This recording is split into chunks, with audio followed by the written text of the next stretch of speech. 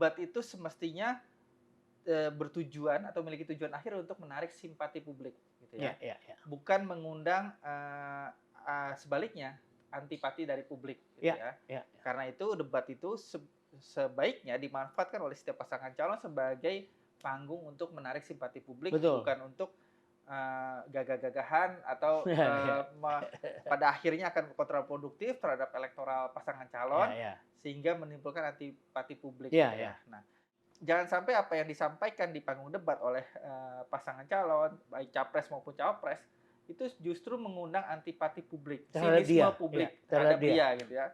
Meskipun yang disampaikan adalah sebuah fakta, tapi mungkin cara penyampaiannya, attackingnya, ofensifnya, itu mengundang antipati publik. Kan pemilih Indonesia itu kan tidak terlalu suka dengan sifat yang ofensif dari para kandidat, gitu ya.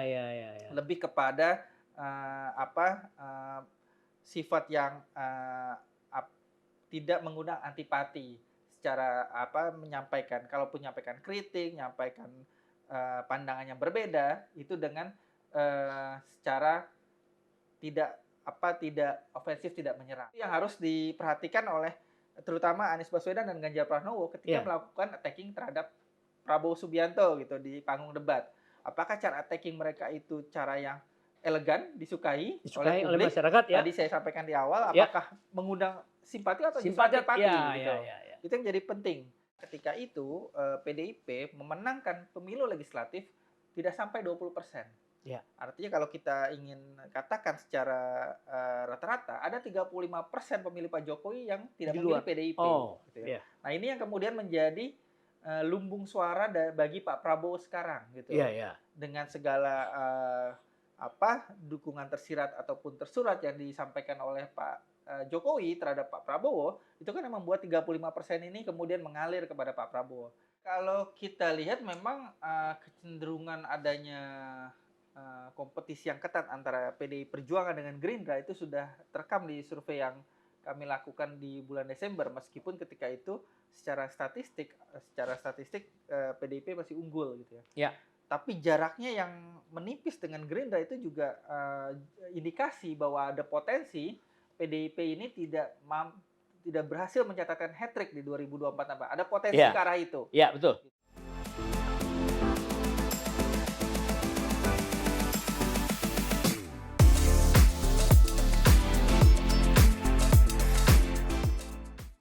Sobat Manangian, saya mengundang sobat saya Bawono Kumoro yang direkomendasikan oleh Profesor Burhan Mutadi. Ketika saya mengundang beliau itu, dia bilang, undang aja teman saya. Nah, makanya itulah sebabnya saya bisa ketemu dengan beliau ini. Dan saya langsung aja perkenalkan, karena nanti kita akan bincang-bincang santai tentang dunia politik. Dia sebagai peneliti yang sudah 13 tahun S1-nya di bidang sosial politik, sama-sama dari universitas di mana Pak Burhanuddin memang di sana mengajar ya, dan juga melanjutkan S2 di bidang political communication di Universitas Paramadina, dan sudah 10 tahun beliau ini di Habibie Center melakukan research di bidang sosial, ekonomi, politik. Jadi lebih luas, bukan hanya sekedar pilkada, pilpres, pileg seperti ini ya. Namun sekarang sekitar 3 tahun dia kembali ke dunia yang lebih fokus kepada politik elektoral ya. Nah, tadi saya sudah perkenalkan. Selamat datang Mas Bawono. Terima kasih, Pak. Sehat ya? Sehat, alhamdulillah.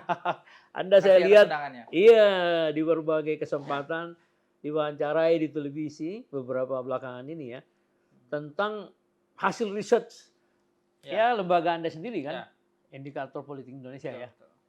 Nah, setelah adanya debat kemarin nih. Ya, debat ketiga ya. Ya, ketiga ya. Dan besar sekali kayaknya respon dari masyarakat ya. Ya, atensi publik. Ya, atensi dan tensinya. Atensi dan tensi kan. Hampir banyak orang yang mengatakan hampir 3 kali lipat nih efeknya. mungkin efek diskusinya kali ya, engagement di media sosial sekarang. Nah, sekarang apa pandangan Anda mengenai itu?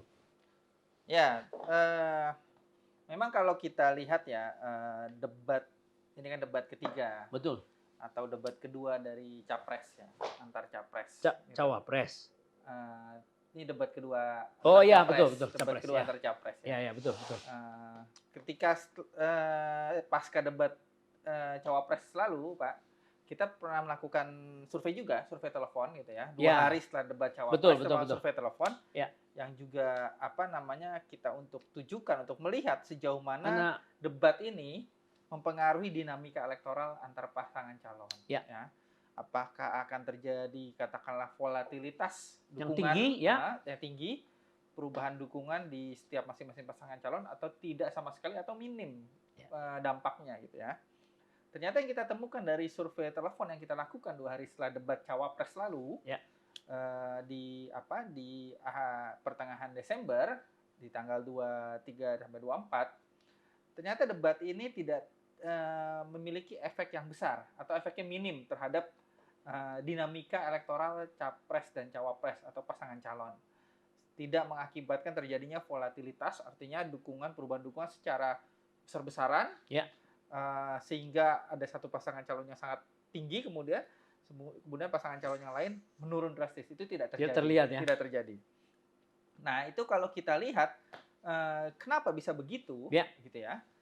Kalau kita lihat kembali survei nasional yang juga indikator lakukan di akhir November hingga awal Desember, artinya sebelum debat dilakukan, baik debat 1 maupun debat kedua, ini survei nasional tatap muka yang kita lakukan, ketiga capres ini sebenarnya sudah memiliki strong voter yang sangat kuat. Gitu ya. Pak Prabowo misalnya strong voternya itu mencapai 81%. Gitu ya. Jadi 80% dari seluruh pemilih Pak Prabowo itu adalah strong voter. Iya, hanya 19% yang bisa swing ya. Yang artinya 19% yang sekitar 19% yang mengaku masih membuka kemungkinan untuk berpindah ke lain hati. Gitu kan. Kemudian Pak Anies dan Pak Ganjar juga strong voternya udah di atas 70%. Walaupun di bawahnya Pak. Artinya memang keberadaan strong voter yang sudah sangat tinggi ini, itu yang kami lihat tidak berakibat pada terjadinya volatilitas dukungan suara tadi, naik turunnya sangat drastis dari pasangan calon pasca debat. Gitu ya. Artinya strong voter ini kan die hard gitu ya, pemilih die hard. Betul. Apapun yang terjadi terhadap performa dari pasangan calon dukungan mereka, jagoan mereka tutup mata.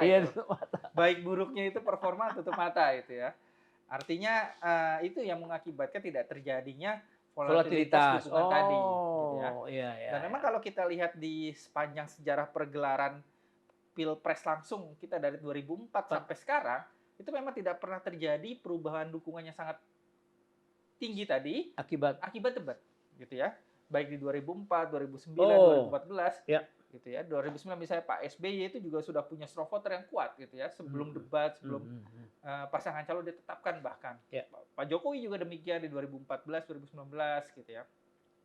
Jadi memang inilah yang mengakibatkan debat ini tidak berdampak pada pergeseran dukungan secara masif tadi ya, secara besar-besaran. Debat ini mungkin hanya akan berpengaruh gitu kalau kita ingin lihat pengaruhnya terhadap undecided voter, Pak. Gitu ya. Kalau kita lihat di survei kami itu undecided voter sudah kurang dari 9%. Yang riset yang terbaru ya? Ya, belum memutuskan siapa memilih. Nah, undecided voter ini biasanya mereka-mereka yang menunggu debat itu sampai terakhir kali ya. Gitu. Mereka ingin lihat meyakinkan sekali gitu, bahkan di detik-detik akhir akan memutuskan salah satu referensi untuk mereka memutuskan kemana mereka akan melabuhkan pilihan politiknya di 14 Februari nanti adalah debat tadi. Gitu. Ya, jadi artinya untuk menjawab pertanyaan saya awal bahwa debat yang kemarin itu Anda yakini juga tidak akan terlalu banyak mempengaruhi elektoral mereka ya, sebelum debat maupun setelah debat. Nah, bagaimana sebuah fenomena sosial yang menurut beberapa pengamat lah mengcapture katanya hari pertama menurut survei Kompas ya kinerja dari debat itu dimenangkan oleh salah satu capres lebih besar daripada yang lain. Hmm. Tapi terakhir katanya terbalik. Setelah banyaknya efek ya yang masif terhadap pemilih. Ada yang artinya ada yang mencurahkan isi hatinya, ada yang simpati terhadap calon tertentu, dalam hal ini Prabowo katanya, yang besar dalam hari ketiga setelah adanya debat. Apa itu efeknya? Ya, di debat ini kan, panggung debat ini bisa dibilang sebagai salah satu bagian dari Kampanye. telepolitik, political entertainment gitu Iya, ya. political. Gitu ya. Artinya Political show. Political show gitu ya, kita lihat. Nah, karena dia sebagai sebuah sifatnya political show, Ya. maka kan debat itu semestinya bertujuan atau memiliki tujuan akhir untuk menarik simpati publik gitu ya. Ya. Bukan mengundang sebaliknya antipati dari publik gitu ya. Karena itu debat itu sebaiknya dimanfaatkan oleh setiap pasangan calon sebagai panggung untuk menarik simpati publik. Betul. Bukan untuk gagah-gagahan atau pada akhirnya akan kontraproduktif terhadap elektoral pasangan calon, sehingga menimbulkan antipati publik. Nah, itulah yang harus dipahami oleh setiap pasangan calon, bagaimana memanfaatkan debat ini. Kita lihat misalnya belajar di pengalaman negara yang sudah maju, Amerika gitu ya. Ketika pertama kali debat dilakukan, ditayangkan di televisi, itu adalah ketika menjelang Pilpres yang bertarung antara Nixon dengan Kennedy gitu ya. John F. Kennedy, seorang senator muda, melawan petahana yang bernama Richard Nixon. Gitu. Ketika itu sebenarnya biasa saja penampilan dari John F. Kennedy. Tapi gestur, kemudian gaya komunikasi itu yang mengakibatkan mengundang simpati dari pemilih terhadap Kennedy, sehingga kemudian di hari pemilihan Kennedy unggul tipis atas Nixon di pemilihan presiden tahun 61 kalau saya tidak salah ketika itu ya. Padahal ketika Nixon adalah petahana. Nah, jadi memang panggung debat itu sebagai sebuah katakanlah tadi Bapak sampaikan political show gitu ya. Dia harus dimanfaatkan sebaik mungkin sebagai sebuah sarana untuk menarik simpati publik. Jangan sampai apa yang disampaikan di panggung debat oleh pasangan calon, baik capres maupun cawapres, itu justru mengundang antipati publik, sinisme publik terhadap dia gitu ya. Meskipun yang disampaikan adalah sebuah fakta, tapi mungkin cara penyampaiannya, attackingnya, ofensifnya itu mengundang antipati publik. Kan pemilih Indonesia itu kan tidak terlalu suka dengan sifat yang ofensif dari para kandidat gitu ya. Lebih kepada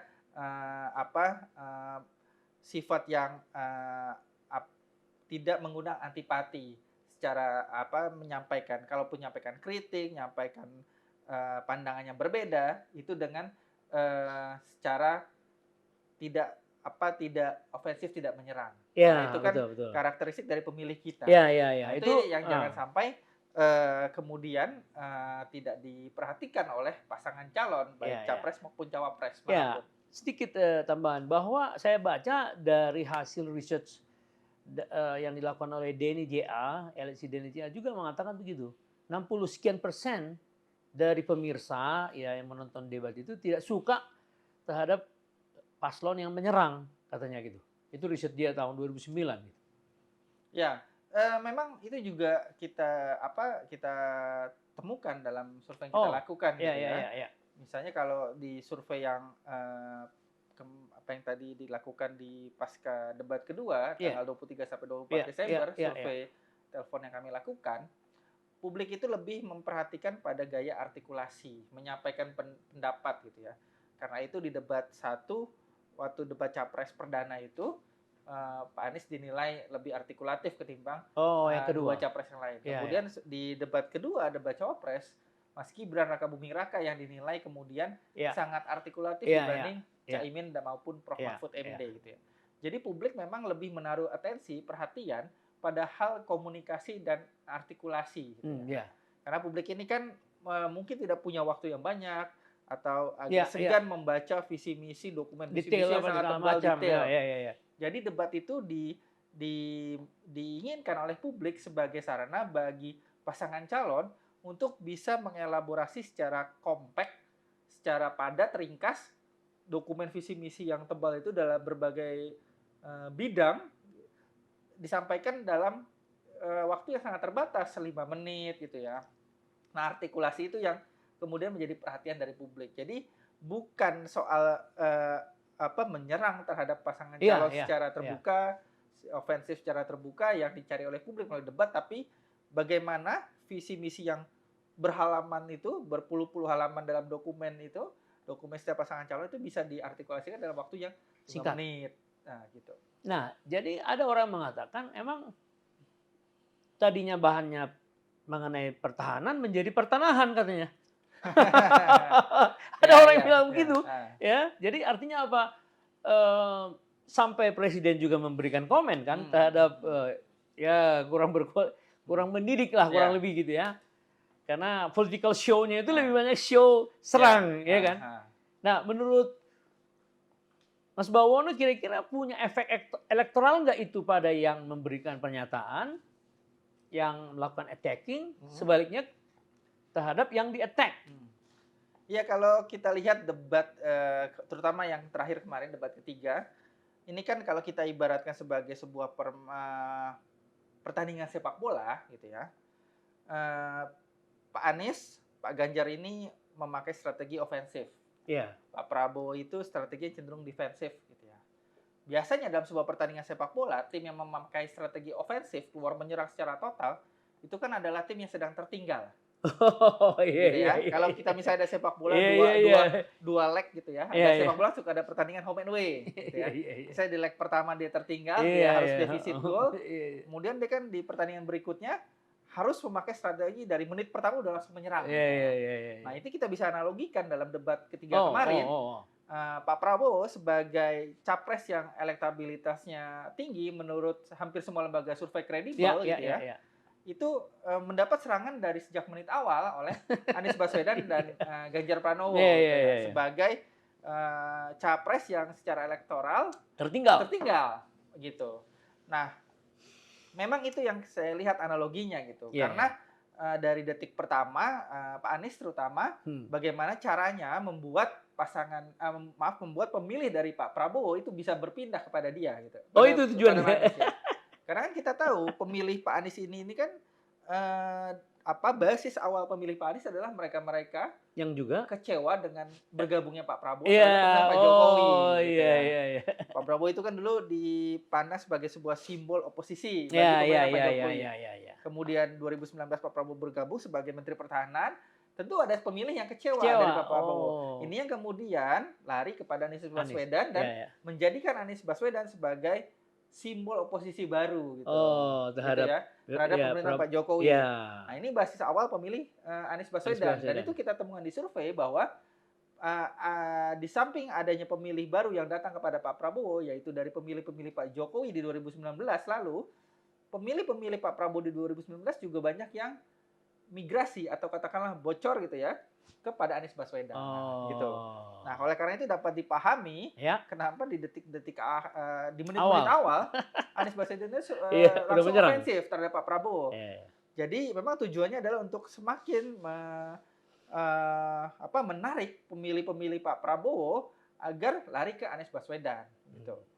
Tapi kalau menurut ini kan semua kita diskusikan sebelum ada penelitian ya terhadap efek elektoral ya. Tapi kalau menurut pandangan Mas Bawono sendiri, apakah itu akan memberikan efek negatif pada elektoral dari Mas Anies misalnya? Iya, itu kembali lagi kepada bagaimana strategi ofensif tadi dilakukan, apakah terukur atau tidak terukur. Sama halnya dengan tim sepak bola, kalau ofensifnya tidak terukur, dia akan terkena counter attack, serangan balik gitu ya. Langsung terkena serangan balik dan akibatnya rugi pada tim itu sendiri. Alih-alih mengejar ketertinggalan tapi justru semakin tertinggal. Itu yang harus diperhatikan oleh terutama Anies Baswedan dan Ganjar Pranowo ketika melakukan attacking terhadap Prabowo Subianto gitu di panggung debat. Apakah cara attacking mereka itu cara yang elegan, disukai oleh publik, oleh masyarakat ya? Tadi saya sampaikan di awal, apakah mengundang simpati atau antipati gitu. Itu yang jadi penting. Kemudian juga saya kira Pak Prabowo perlu mempertimbangkan juga di debat berikutnya memakai strategi tidak terlalu defensif tapi counter attack gitu ya. Oh, Artinya dalam kesempatan tertentu ada kesempatan untuk melakukan counter secara proporsional itu juga baik.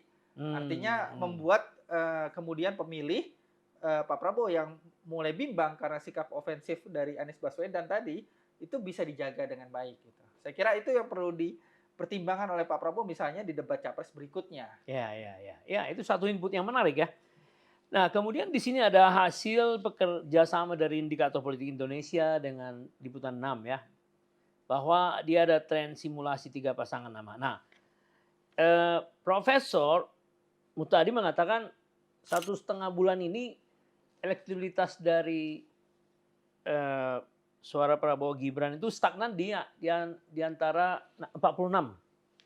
Ya, 45-46. Sekarang terakhir ini 46,9. Ya, betul. Bagaimana komentar Anda mengenai itu? Ya, ini mungkin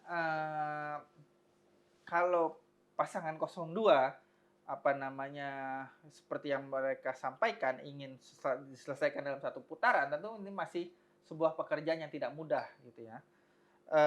Artinya masih ada kekurangan suara sekitar 4,5% untuk membuat satu putaran terjadi. Ini tanggal 20 Desember, 26. akhir Desember. Ada penelitian Ipsos yang baru diluncurkan kemarin, dari ukuran mereka juga ada kenaikan seperti ini dan signifikan dari 42, something menjadi 48, sekian. Kalau dibandingkan dengan ini seakan-akan ada yang mengatakan bahwa imigrasi dari pendukung Jokowi yang non PDIP itu masih terus terjadi pada Prabowo, katanya begitu. Ya, itu memang sumber utama dari pemilih Pak Prabowo sekarang adalah pemilih-pemilih Pak Jokowi yang non PDIP. Ya. Jangan lupa Pak Jokowi itu di 2019 itu menang dengan angka 55% sekian. Ya. Sementara ketika itu PDIP memenangkan pemilu legislatif tidak sampai 20%. Ya. Artinya kalau kita ingin katakan secara rata-rata ada 35% pemilih Pak Jokowi yang tidak memilih PDIP. Gitu ya. Nah, ini yang kemudian menjadi lumbung suara bagi Pak Prabowo sekarang gitu. Dengan segala dukungan tersirat ataupun tersurat yang disampaikan oleh Pak Jokowi terhadap Pak Prabowo, itu kan yang membuat 35% ini kemudian mengalir kepada Pak Prabowo. Nah, sekarang apakah 35% ini sudah mengalir secara maksimal kepada Pak Prabowo atau belum? Nah, itu yang harus dimaksimalkan oleh pasangan 02 kalau memang ingin menang dalam satu putaran. Nah, terutama misalnya di basis-basis pemilih Pak Jokowi yang dulu memenangkan 2014-2019, Jawa Tengah misalnya, Jawa Timur, kemudian juga di Bali gitu ya, terutama di Pulau Jawa saya kira, Jawa Tengah, Jawa Timur, DIY, Jakarta gitu ya, DKI Jakarta. Kalau kita lihat survei hari ini yang dilakukan oleh Indikator di awal Desember, di Jawa Timur Pak Prabowo sudah unggul memang, gitu ya. Seperti juga beberapa minggu lalu ada survei dari Lembaga Survei Indonesia LSI mengatakan Pak Prabowo sudah unggul di Jawa Timur. Tapi yang menjadi pasti pekerjaan adalah di Jawa Tengah. Jawa Tengah kalau menurut data kita terbaru di awal Desember itu masih tertinggal kurang lebih sekitar 15% dari Ganjar Pranowo, Mahfud MD gitu. 45 artinya, dengan 30. Artinya apakah 51 dengan 35. 35 ya. Apakah margin 15% ini bisa dipangkas dalam waktu kurang 34 hari ke depan gitu ya, sebulan sebelum hari pemilihan. Nah, itu juga jadi salah satu kunci apakah stagnasi itu akan dialami terus oleh pasangan 02 atau akan naik perlahan-lahan, naik kembali, mengalami tren kenaikan kembali menjelang bulan Februari gitu. Itu salah satu kuncinya. Nah, jadi ada tadi saya interview juga seorang tokoh yang ikut kampanye ya dari pihak Prabowo Gibran, mengatakan di berbagai kota terakhir ini yang mereka datangi ya, terutama memang ada Sumatera ya, Lampung, Bengkulu, besok mereka ke Medan,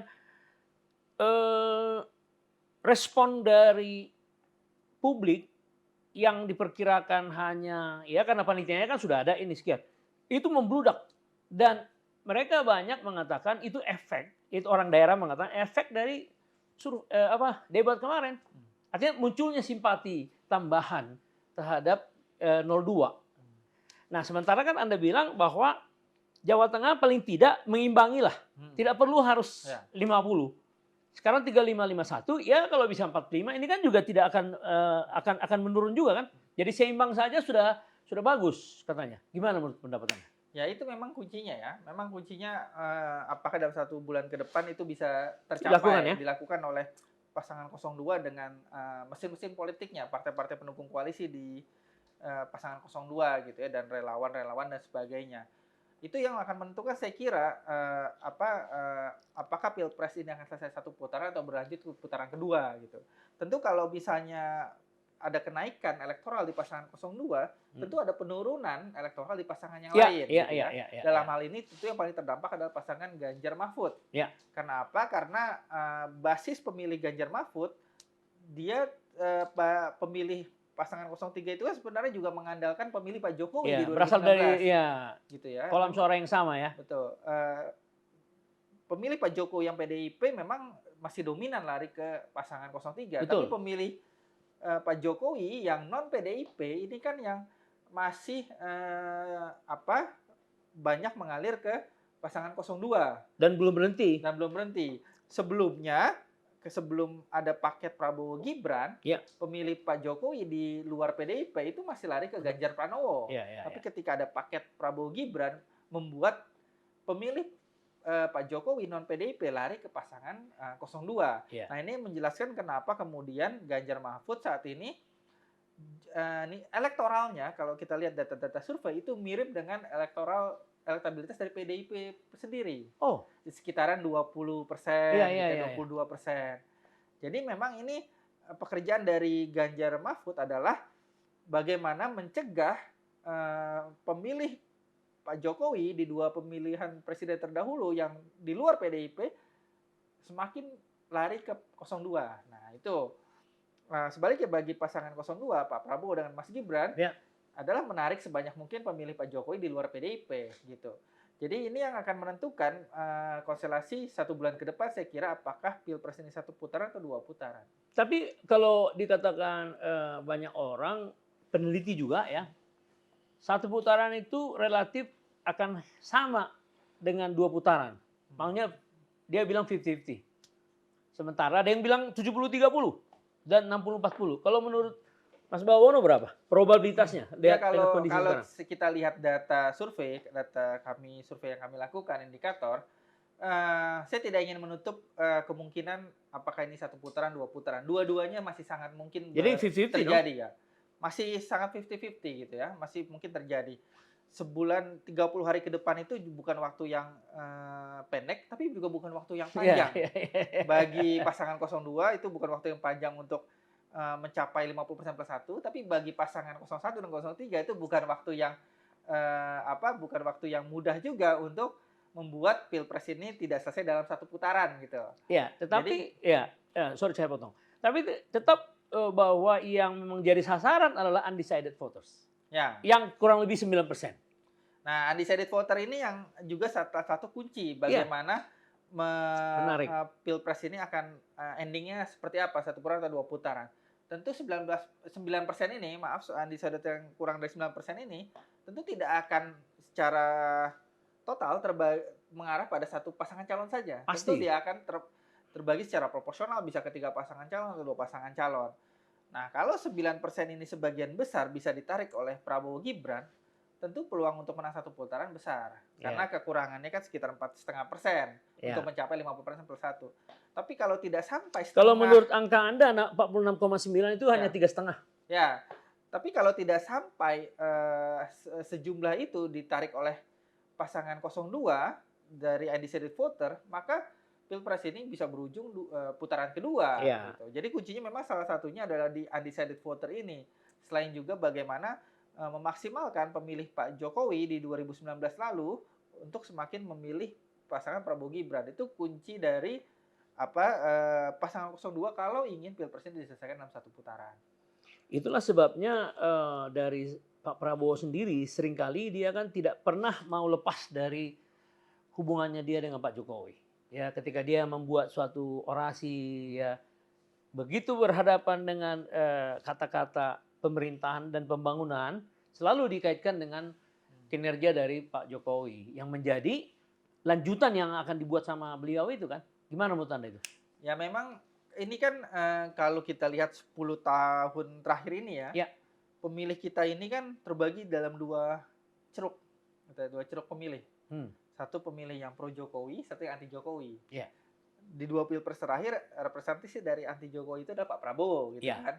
Kemudian Pak Prabowo bergabung dengan pemerintah Pak Jokowi gitu ya. Nah, pemilih yang tidak pro Pak Jokowi ini kemudian kan menjadi kolam gitu ya. Jadi market pemilih dari Anies Baswedan gitu. Nah, Pak Prabowo yang kemudian menjadi pemerintah Pak Jokowi, menjadi Menhan selama hampir 5 tahun ini bermain di basis pemilih yang menarasikan keberlanjutan dari pemerintah Pak Jokowi gitu. Nah, memang dua ceruk pemilih inilah yang kemudian menjadi andalan masing-masing dari Anies Baswedan dan Prabowo Subianto. Karena itu wajar kalau Pak Prabowo kemudian selalu menarasikan keberlanjutan bagi pemerintahan Pak Jokowi gitu. Kalau beliau memimpin selama 5 tahun ke depan. Sebaliknya Anies menarasikan perubahan. Nah, yang menjadi soal adalah bagi Ganjar Pranowo bermain di kolam pemilih yang mana. Kalau bermain di kolam pemilih yang perubahan, di situ kolamnya tidak besar, gitu ya. Tidak besar saya katakan karena approval rating Pak Jokowi tinggi, sekitar 75%. 75 ya. Nah, jadi yang berkiblat pada narasi perubahan tentu pada mereka yang tidak puas terhadap pemerintahan Pak Jokowi yang sekitar 25% itu. Nah, ini kan sudah ada Anies Baswedan di sini. Tapi kemudian kalau Ganjar ingin menarasikan bermain di kolam pemilih yang keberlanjutan juga sudah ada Pak Prabowo di sini. Jadi itu yang menyebabkan pasangan 03 sampai hari ini dan sampai besok di 14 Februari saya kira dalam posisi yang struggling terus. Mencari posisi politik yang tidak kunjung ketemu.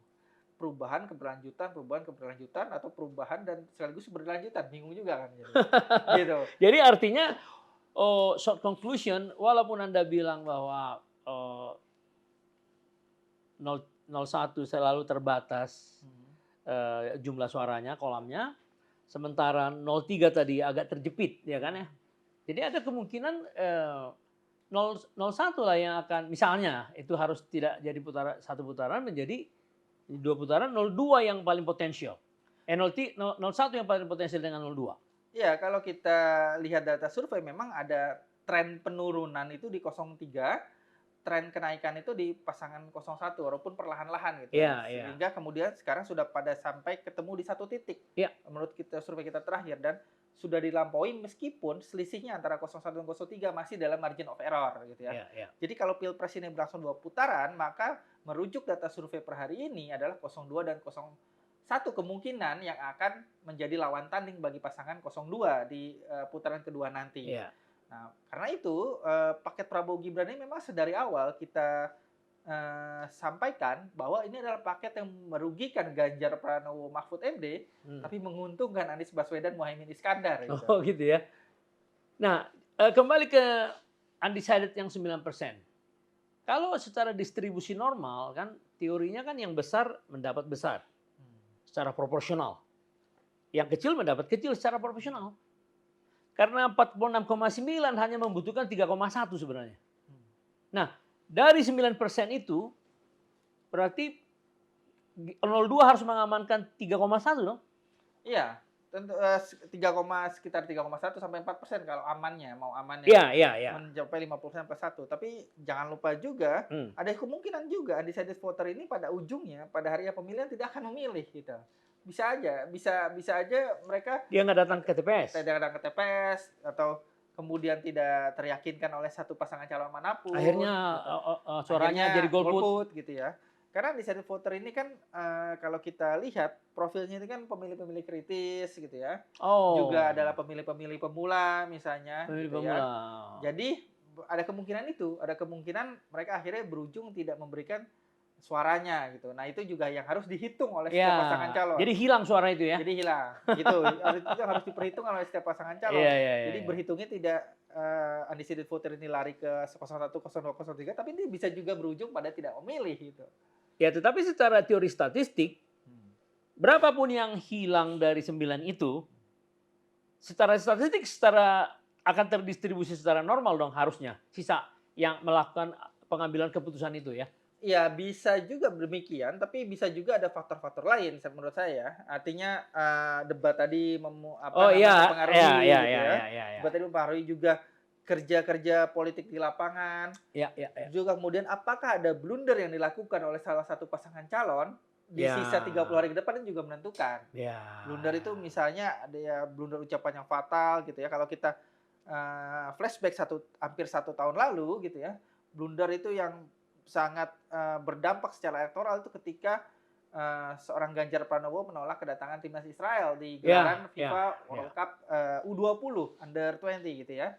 Nah itu blunder-blunder seperti itu apakah akan terjadi atau dilakukan oleh salah satu pasangan calon di Di 30 hari ke depannya juga menentukan distribusi undecided voter tadi atau ya. perpindahan pemilih di masing-masing pasangan calon. Jadi sangat dinamis ya? Jadi masih sangat dinamis dan ini saya kira pemilihan presiden yang paling seru dan menegangkan sejak era reformasi. Oh iya.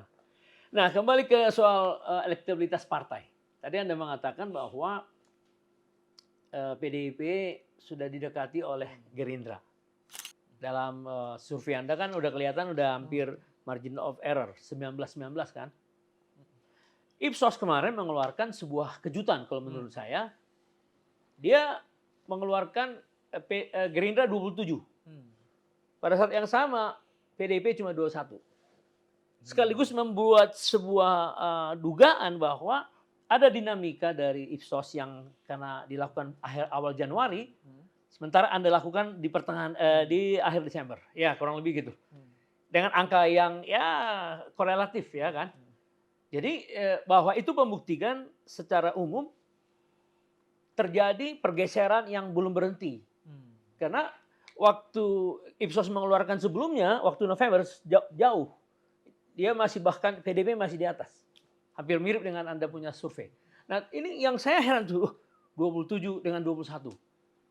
Saya juga mengundang beliau itu hari Senin ya. Nah, apa komentar Anda mengenai elektabilitas partai?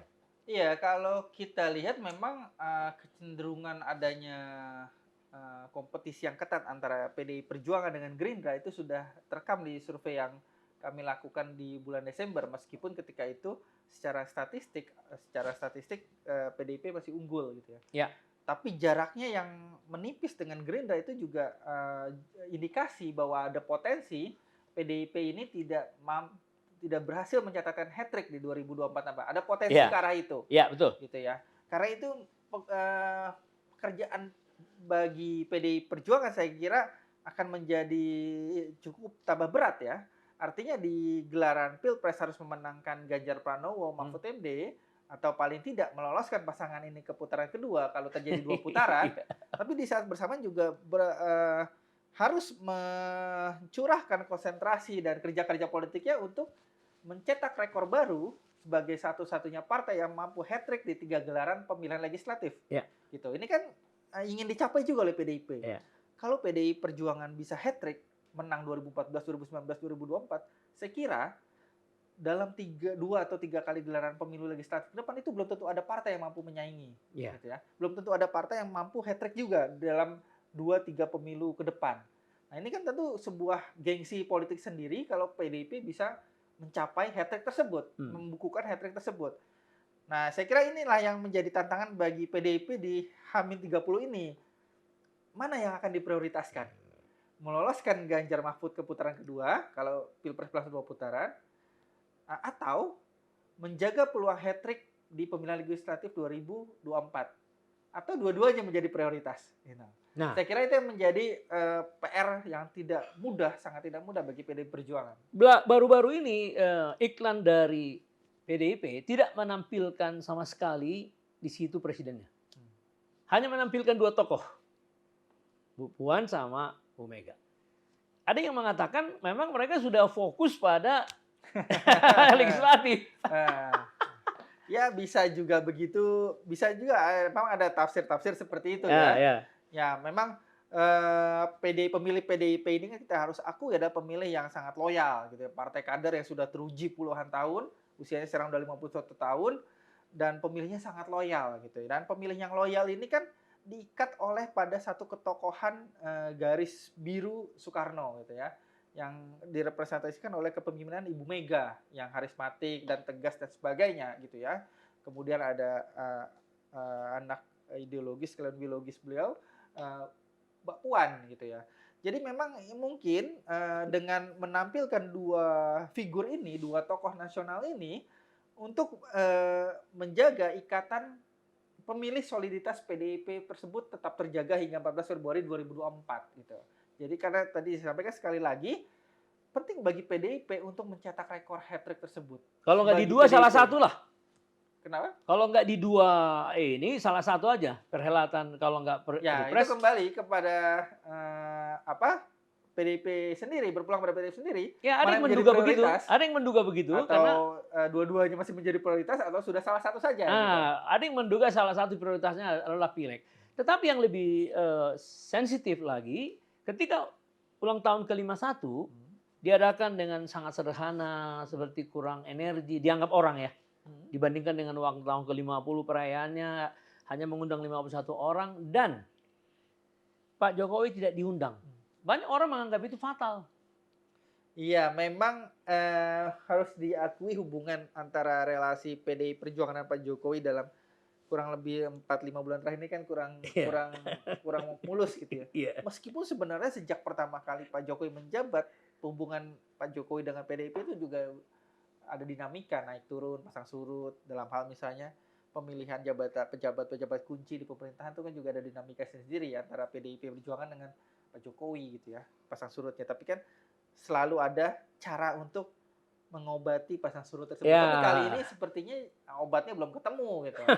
Obatnya belum ketemu dan saya kira PDI Perjuangan juga menghindari sikap yang sangat konfrontatif dengan Pak Jokowi. Saya kira ini akan sikap yang tidak konfrontatif ini antara PDI Perjuangan dan Pak Jokowi dari sisi PDI Perjuangan ini akan dijaga hingga 14 Februari 2024. Kenapa? Karena dari data survei kita ketahui ada dua alasan terbesar orang memilih PDI Perjuangan. Pertama karena sudah terbiasa, ini berarti partai ID dari PDI Perjuangan sangat kuat. Kebiasaan memilih PDI Perjuangan dalam setiap pemilu. Kedua karena suka dengan Pak Jokowi. Ya.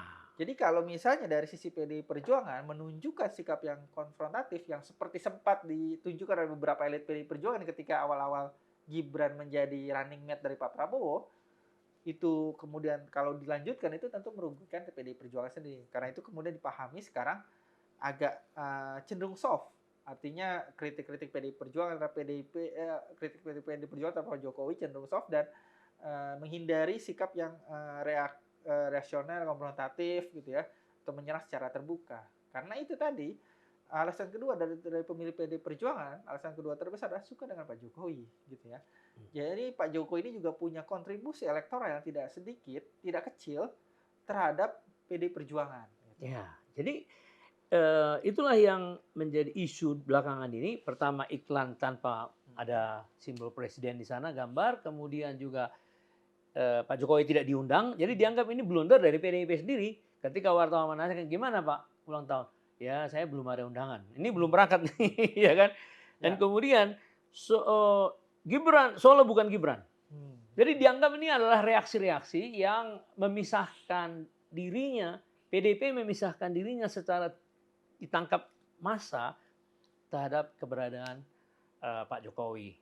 Dan klimaksnya Pak Jokowi tidak pun ngirim bunga, tidak pun memberikan ucapan, bisa aja kan dia berikan speech dari kalau karena hanya alasan karena luar negeri kan bisa, media sosial kan bisa, tapi ini tidak ada gitu loh. Itu yang membuat banyak analis mengatakan ini bisa dua-duanya lepas dari presiden karena memang elektabilitasnya jauh tertinggal, bahkan Anies sudah melampaui, dan lepas dari ini pileg karena Ipsos kemarin sudah membuat suatu penelitian yang lebih ekstrim dari penelitian yang terbaru ya, 27 dengan 21.